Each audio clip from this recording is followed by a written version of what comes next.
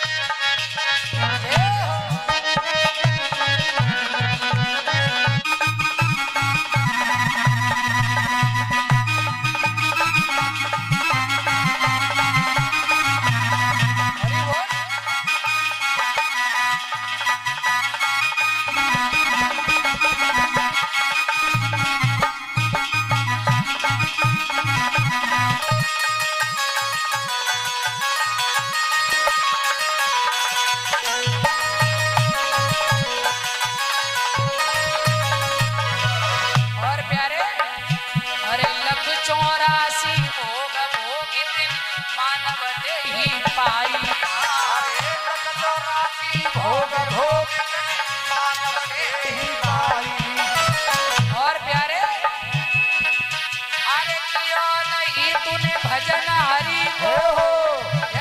ये काया केवल भोगों में रहने के लिए नहीं है, केवल संसार में व्यर्थ कमाने के लिए नहीं है। काम करो, काम करना बुरी बात नहीं है, पर कहते धर्म क्षेत्र कुरुक्षेत्र संवेता युद्ध सभा माम का पांडवाश्चैव किम कुर्वत संजय। कर्म करो, आपका फर्ज है, लेकिन कर्म के अधीन हो जाना आपका फर्ज नहीं है।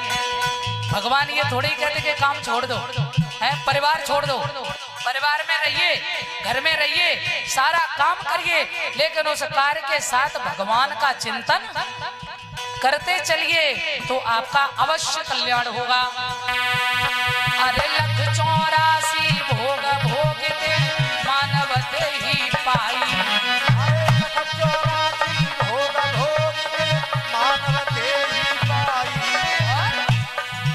अरे क्यों नहीं तूने भजन हरि को, ऐसे तई कमाई रे बीती ओ बीती ओ बीती पिसियन में ओ मैया तेरी कैसे गई ओ मालिक पूछे वो जगरिया तेरी कैसे गई ओ मालिक पूछे वो जगरिया तेरी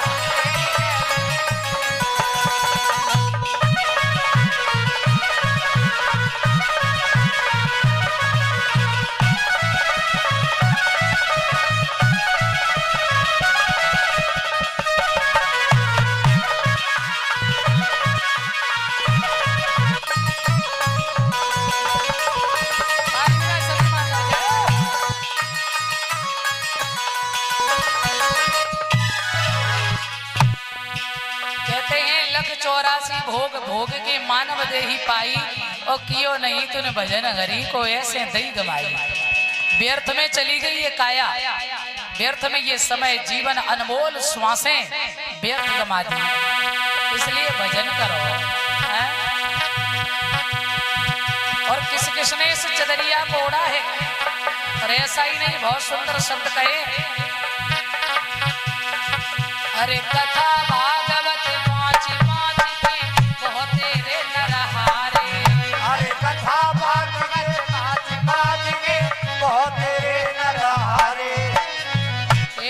आपको बता दे, कथा कहना सरल है, कथा को जीवन में उतारना बहुत कठिन है।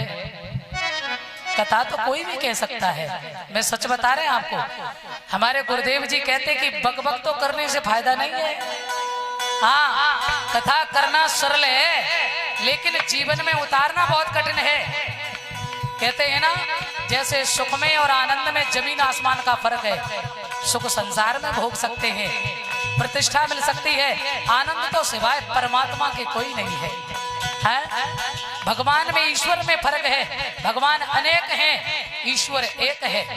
स्वच्छत्म गति ईश्वरा, जो निर्गुण होकर सगुण है, सगुण होकर निर्गुण है, अजन्मा होकर जन्म लेता, जन्म लेकर भी अजन्मा है। स्वच्छंद गति ईश्वरा, कर्तम अकर्तम अन्यथा कर्तम समर्थ ईश्वरा, जो अपने में सामर्थ्यवान है। तो मेरे बंधुओं ध्यान रखना, जो सारे संसार की डोरी को पकड़े बैठा है, जो त्रिकालावादी सत्य है, आदि मध्यांत सत्य है, सूर्य में प्रकाश उसकी कृपा से, चंद्रमा में सैतल्य उसकी कृपा से, ये सारा विश्व प्रपंच जो चल रहा है ना, उसकी इच्छा मात्र से। तो कथा करना और जीवन में उतारना, साधु बनना और साधु होना, इसमें भी फर्क है भैया। हाँ, बनने में समय नहीं लगता है, मगर होने में समय लगता है। साधु बनने के लिए हमें 3 डिग्रियां पास करनी पड़ती है। लोग तो कह देते हैं साधु बनने में कहाँ टाइम लगे बहन जी, है भैया 10 रुपया को रंग डालो, कपड़ा रंगो, बन गए महात्मा। और कचू तो कहा, तो महात्मा को मतलब अर्थ ही गलत लगा देते हैं। महात्मा बोले घर से तमाशो महात्मा, ऐसा नहीं है। मैं आपको बता दें, साधु का मतलब क्या है। साधु बनने के लिए, संत बनने के लिए आपको 3 डिग्री हासिल करनी पड़ेगी। पहले नंबर 1 साधु, साधु जिसने 5 कर्मेंद्री, 5 ज्ञानेंद्री और 11वां मन, जो हाथी है कि नहीं है, हाथी है कि नहीं मन, अरे मन बहुत हाथी है, बहुत बड़ा है। इसे रोकने के लिए हम लोग कितने उपाय करते हैं। एक सारे जीवन तप करने वाला महातपस्वी विश्वामित्र, और एक क्षण के मन ने सारे जीवन की तपस्या को भंग कर दिया। तो मन कोई साधारण चीज नहीं है, और न ऐसे रोक पाओगे, ये कोई सरल बात नहीं है बंधुओं, ध्यान रखना। इसलिए मैंने कहा था, जितासनो जित श्वासो जित संगो जितेंद्रिया, मन को रोकना है तो ये 4 साधन आपको करने होंगे। आसन में बैठना सीखो, एक आसन, फिर हर श्वास में भगवान का नाम जप करो, और संग अच्छा करो, संतों का संग करो, और फिर मन पे और इंद्रियों पे विजय पाओ। तो प्यारे सज्जनों ध्यान रखना, कहा है साधु 5 कर्मेंद्री, 5 ज्ञानेंद्री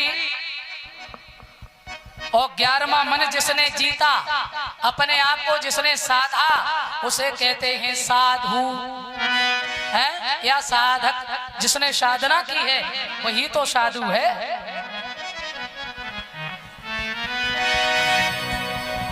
हाँ, ये सुरेश भैया जो हैं गिट्टी मोहरम वाले, ये भैया हमारे सम्मान कर रहे हैं माला से और पगड़ी से भी सम्मान कर रहे हैं। और ये 500 रुपए से सम्मानित किया। सदा बड़ों से हम आशीर्वाद की कामना करेंगे। तो आ जाइए प्यारे। और नंबर 2 पे आता है, नंबर 1 साधु और नंबर 2 आता है महात्मा जी। अब महात्मा किसे कहते हैं? जब महात्मा की आप संधि विच्छेद करेंगे ना, तो महान धन आत्मा इज इक्वल टू महात्मा। अब महान आत्मा किसकी है? जिसके हृदय में भगवान बैठा है। जब इस काया कुटिया में कचड़ा भरा है, काम क्रोध लोभ मोह अहंकार भरा है, तो इसमें सच्चिदानंद बैठ सकते क्या? बिल्कुल नहीं। तो ये काया निर्मल हो सकती है? बिल्कुल नहीं। तो आत्मा महान कैसे होगी? तो बोले जब इसमें अंतःकरण में पवित्रता आए और जब सच्चिदानंद बैठे तो उसकी आत्मा होती है महान। तब उसे कहते हैं महात्मा। जेना के तमा हो गए तासो बन गए महात्मा। महात्मा का बहुत बड़ा अर्थ है महान धनात्मा।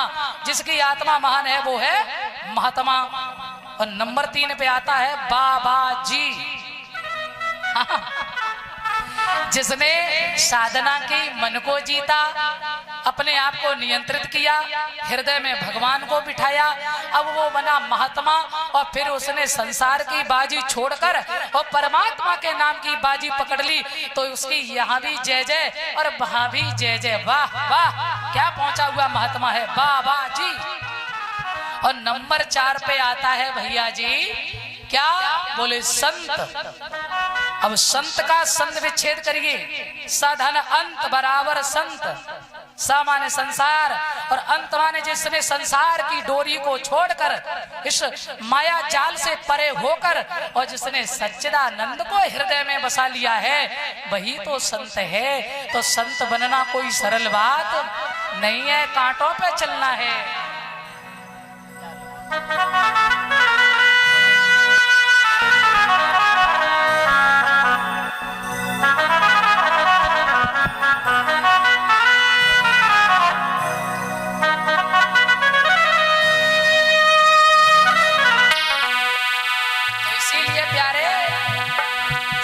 चेतावनी दी गई है जीव को।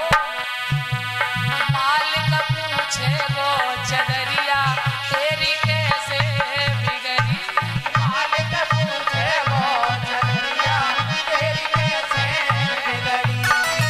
और अरे कथा भागवती 5-5 की बहुत तेरे नरहारे, कथा भागवती 5-5 की बहुत तेरे नरहारे। पंडित और हथे सबके प्यारे पड़ गई, वो पड़ गई पे अबरिया तेरी कैसे बिगड़ी। ओ मालिक पूछे वो अबरिया तेरी कैसे बिगड़ी।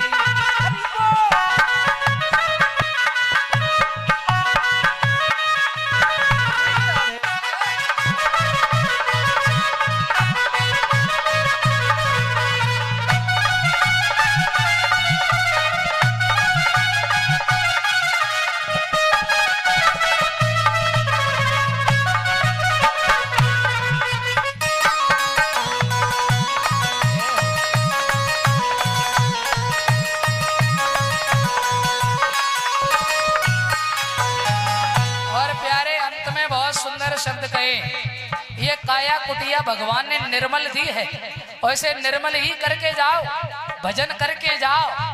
अरे कुछ लेके ना आए ना लेके जाओगे, केवल भजन लेकर जाओगे हैं। भक्ति जो करोगे उसी को लेकर जाओगे। तो ध्यान देना, कोई साथ देने वाला नहीं है। और ये चदरिया बहुत ही सुंदर है, इसे मंदिर बनाओ मंदिर।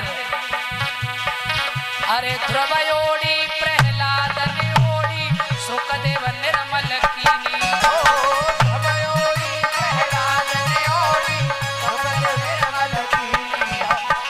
और प्यारे अरे संत कबीर ने ऐसी ओड़ी, आहा अरे संत कबीर ने ऐसी ओड़ी चौकी जो धर दीनी ओड़ी, ओड़ी ओड़ी सिर पे लाल चदरिया तेरी कैसे बिगड़ी। ओड़ी सिर पे लाल चदरिया तेरी कैसे बिगड़ी।